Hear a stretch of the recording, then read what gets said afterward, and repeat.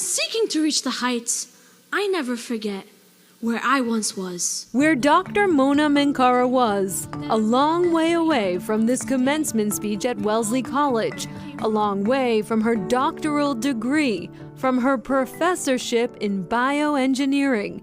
At one point, she was not even considered worthy of an education. We went to a doctor. He had told my mom that it wasn't worth educating me, to spend a penny on my education, because I was going to be too blind. Too blind for education. To understand how far she has come, we go back to the beginning.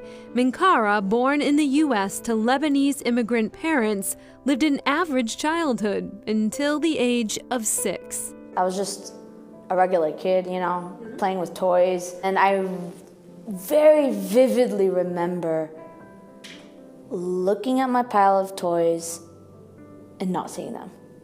It actually scared me. But it took doctors a long time to figure out that Menkara was losing her vision, because what she lacked in sight, she made up for in smarts. They would do these like vision field tests on me, and then they shine a light.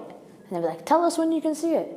Well, I figured out every time the light was on is when they clicked. Eventually, she was diagnosed with macular degeneration and cone rod dystrophy. Her eyesight quickly declined, leaving her legally blind.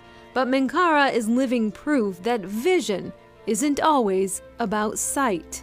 It born a fighter inside of me. Different people have different rates or paths or tools that they might need. That's okay. But to lower your standards out of a sense of pity or social that's not okay. That's not helping anybody. So Menkara set the bar high. She excelled academically, so much so she received a scholarship to the same school where she would eventually give the commencement address, double majoring in Middle Eastern studies and chemistry. But it was in her postdoc studies when her lab professor gave her an incredible gift, where she truly felt seen for the first time. He's like, I see how you do your research. You think differently.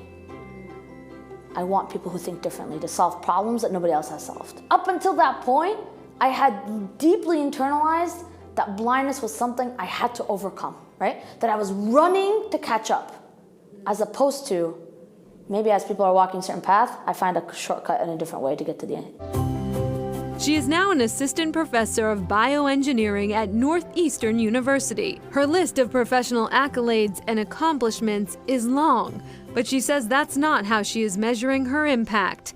For many with disabilities, navigating a city street can be difficult. Navigating new worlds, often dangerous. Menkara has a unique perspective, and she is bringing it to the virtual big screen through the documentary series Planes, Trains, and Canes, a journey around the world through the eyes of the visually impaired. Inspiration struck when she was judging a national contest on blind ambition. I remember leaving that and going, well, if I was ever gonna apply, what would I do? So on the plane, I'm sitting there thinking, I would honor the thing that I love the most. And I realized that I love my freedom, and one of the ways that I get my freedom is through public transportation, right? And I was like, aha, that's it. On season 1 of Planes, Trains, and Canes, I would have a show where I show people how it would be for me to travel independently as a blind person using public transportation systems around the world. This is utter chaos and I love it. This is a fire alarm.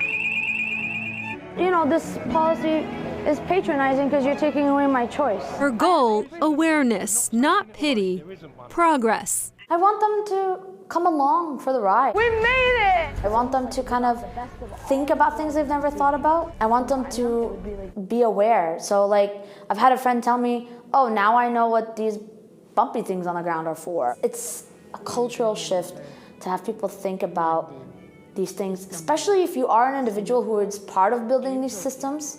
I mean, that would be amazing if those things are taken into account. Menkara hopes that her journey, her story, will convince others to never underestimate anyone's promise. If you're pursuing something that you really love, if it's worth it, push through.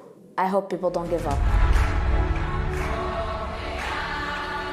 And that is great advice. Mona tells me when she was in Tokyo, she felt that the transportation system was so accessible, she didn't even have a need for a cane. It's incredible. And now she is co-producing season 2 of Planes, Trains, and Canes with the Massachusetts Association for the Blind and Visually Impaired. They're going to visit 7 different destinations now around the world. Great stuff. Up next, despite a health setback, she's focusing on the positive.